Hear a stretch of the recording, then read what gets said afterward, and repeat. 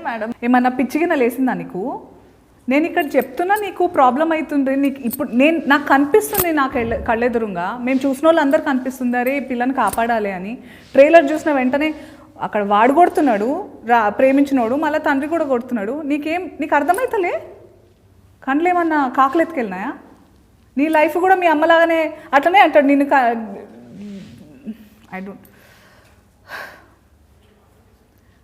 ప్రేమ అనేది నీకు ఆనందం ఇవ్వాలి కానీ ప్రేమ పేరుతోటి నీకు బాధని ఇవ్వద్దు.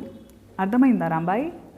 మా రాజుగారి ప్రేమ నాకు ఆనందం ఇచ్చింది మేడం. ఎక్కడిచ్చింది? నేను కొడుతున్నాడు కదా, కొట్టుడులా ఎక్కడ ప్రేమ ఉంది రాంబాయి? తర్వాత నేను కూడా కొడతా మేడం, అదే చనువుతో అదే ప్రేమ తీసుకొని. అంటే మీరిద్దరికీ నీ కొట్టుడు వేరు, ఆ కొట్టుడు. నువ్వు ఎందుకు కొట్టినావు చెప్పు? అది మీరు సినిమాలోనే చూడాలి మేడం. వేరే అమ్మాయిని చూస్తుంటాడు అందుకే కొట్టుంటావు నువ్వు. రాజు అట్లాంటోడు కాదు మేడం. మరి నువ్వు ఒక ఆడది కొట్టేదాకా తెచ్చింది చాలా ఓపికతో ఉంటుంది. కొట్టేదాకా వచ్చింది పరిస్థితి అంటే తప్పు ఎదుటోడిదే ఉంటుంది, మొగోడిదే ఉంటుంది. అది నేను రాసిస్తా.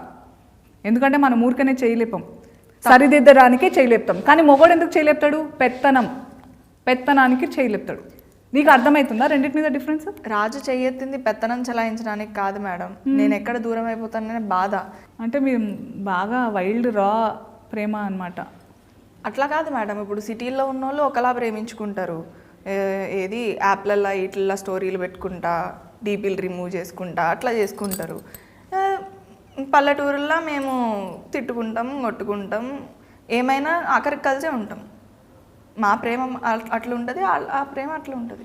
రాజు ఏమో ఆయన ఇష్టాలు వృద్ధిని, మళ్ళీ మీ నాన్నేమో నాకు అది ఇష్టం లేదు ఇది ఇష్టం అని మొత్తాన్ని చూస్తే నువ్వు వాళ్ళిద్దరి మధ్యలో నలిగిపోయి నీ ఇష్టం ఏందో మర్చిపోయి బతుకుతున్నట్టు అనిపించింది. నీకంటూ ఒక ఇష్టం అనేది ఉండద్దా? నిజంగా నాకు ఇష్టం ఉంటుందా మేడం? నాకు ఉండాలనే అంటున్నా నేను. ఏమో మేడం, చిన్నప్పటి నుంచి ఇది చేయి అది చేయి ఇట్లుండు అట్లా చేయి అని మా నాన్న అంటాడు, పెద్ద అయిన తర్వాత మొగుడు అంటాడు. వీళ్ళిద్దరి మధ్యలో నలిగిపోవడమే కదా మేడం మన పరిస్థితి. నాకంటూ ఒక మనసు ఉంటుంది కదా మేడం, నేను ఒకరిని ఇష్టపడతాను, ఒకరిని ప్రేమిస్తాను. ఇప్పుడు అమ్మాయి అంటే వస్తువు కాదు కదా మేడం, నన్ను వస్తువులా చూడడం వల్ల ఈ సమస్యలన్నీ మొదలైనవి మేడం.